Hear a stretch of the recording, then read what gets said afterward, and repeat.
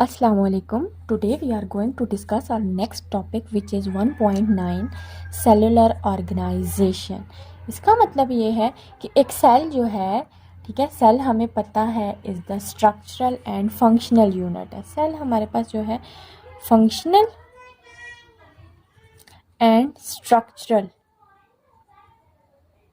Unit है living organism की। कि एक सेल जो है वो कितनी ऑर्गेनाइजेशन के अंदर रह सकता है।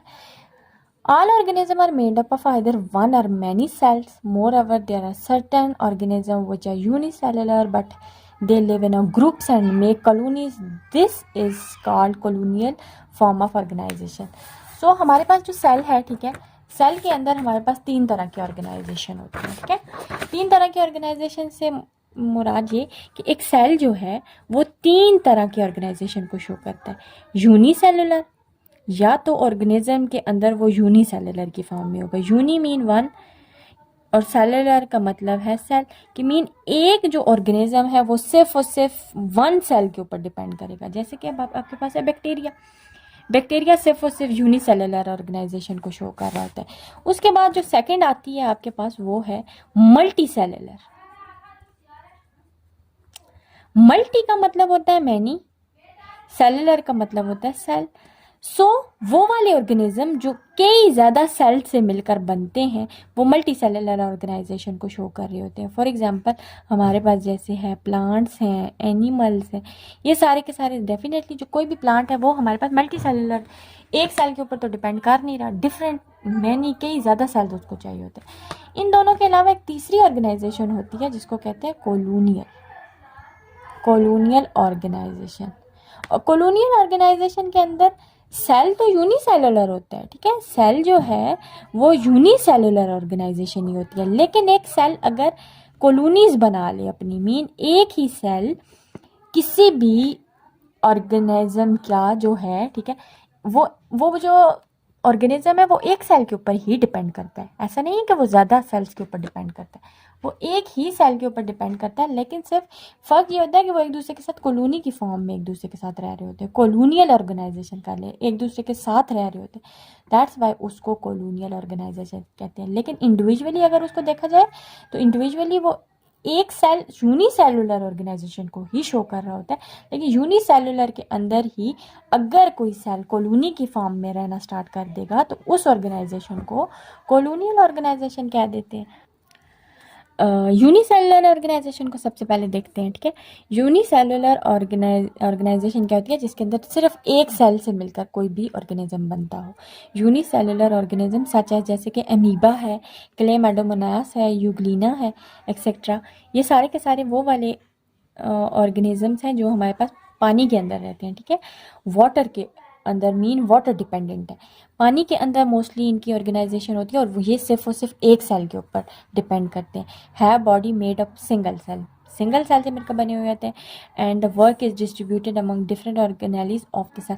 और सेल के अंदर डेफिनेटली डिफरेंट ऑर्गेनेलीज है, डिफरेंट ऑर्गेनेलीज उसका जितना भी वर्क है या फंक्शन है उसको परफॉर्म करिए। So there is a division of labour among different organelles.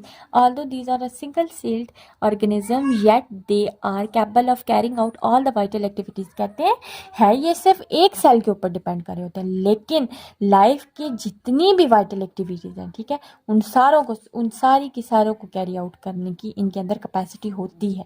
There single cell are capable of respiration. उनका एक सिंगल सेल है लेकिन वो रेस्पायरेशन के फिनोमेना को भी शो करते हैं, digestion, excretion, reproduction etcetera. These type of organism can live independently. ये किसी के ऊपर डिपेंड नहीं करते। डेफिनेटली सिंगल सेल है, रिस्पायरेशन कर सकते हैं, डाइजेशन कर सकते हैं, एक्सक्रीशन, रिप्रोडक्शन सारे फिनोमेना को शो करते हैं। इंडिपेंडेंटली रहते हैं।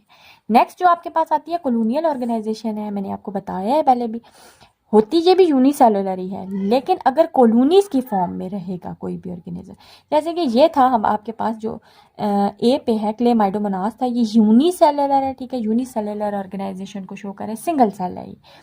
जबकि जो सेकंड पे आपके पास आ रहे हैं वो वॉलवॉक्स हैं। ठीक है, वॉलवॉक्स हमेशा कॉलोनी की फॉर्म में रहती है।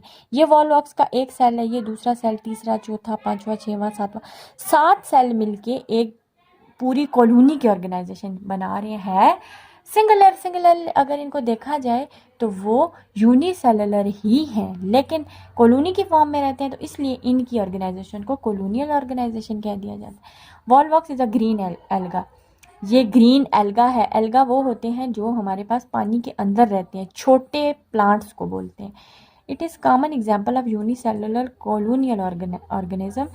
It live in a water, वो पानी के अंदर रहते हैं। 100 of the volvox make cell make a small colony, मतलब हंड्रेड्स की तादाद में ये स्मॉल सी कॉलोनी जो है वॉलवॉक्स की बनाते हैं। Many small colonies make a big colony, छोटी छोटी कॉलोनीज मिलकर एक बड़ी कॉलोनीज बनाती हैं। Most of the function are perform by every cell, हर जो इसका सेल होता है, हर एक जो सेल है, ठीक है, वो सारे के सारे जो फंक्शन है उनको परफॉर्म करने की कैपेबिलिटी उसके अंदर होती है। How ever an individual Volvox, लेकिन कहते हैं अगर ताहम एक इंडिविजुअल वॉलवॉक्स सेल को देखा जाए, कैनॉट लिव इंडिपेंडेंटली, तो वो अकेला नहीं रह सकता, ठीक है।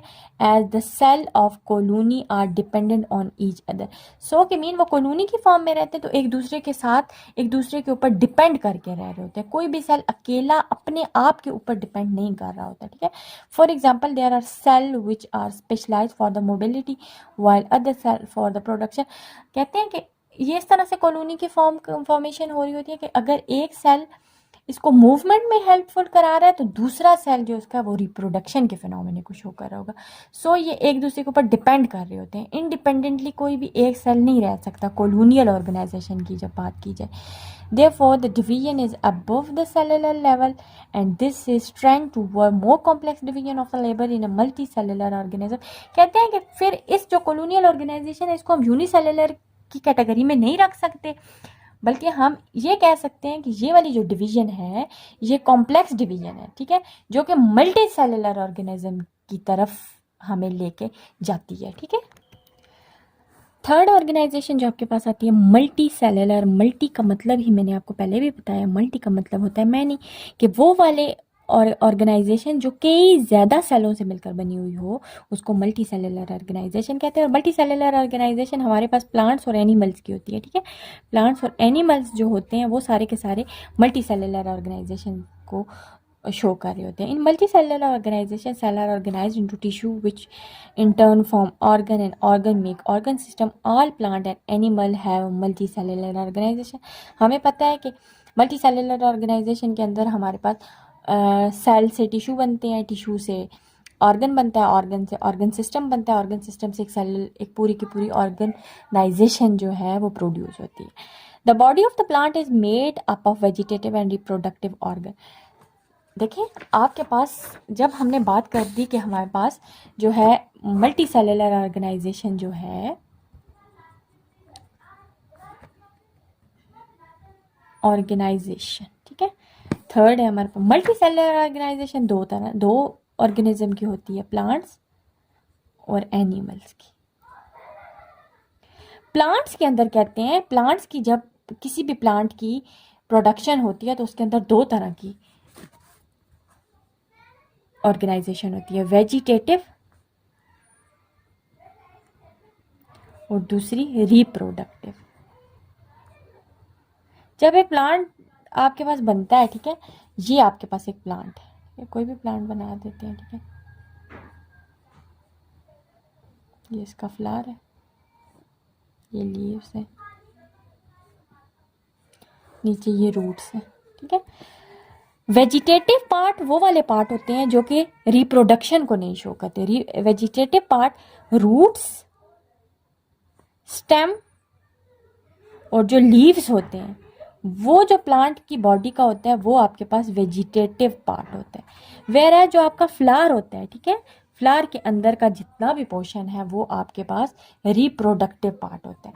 रिप्रोडक्टिव का मतलब यह है कि इसी फ्लावर से आपके पास फ्रूट बनता है, फ्रूट से सीड बनते हैं, और वो जो सीड्स होते हैं, ठीक है, वो दोबारा से आप सोक करते हो। जो आपके पास सीड्स होते हैं, ठीक है, वो आप सीड दोबारा से ज़मीन के अंदर सोक करते हो और उस ज़मीन से बॉडी का जो है नया ऑर्गेनिज्म या नया प्लांट की जो बॉडी है वो उसकी प्रोडक्शन होती है। सो रिप्रोडक्टिव पार्ट कहते ही उस वजह से हैं उसको कि रिप्रोडक्शन के फिनोमेना को शो करवाती है।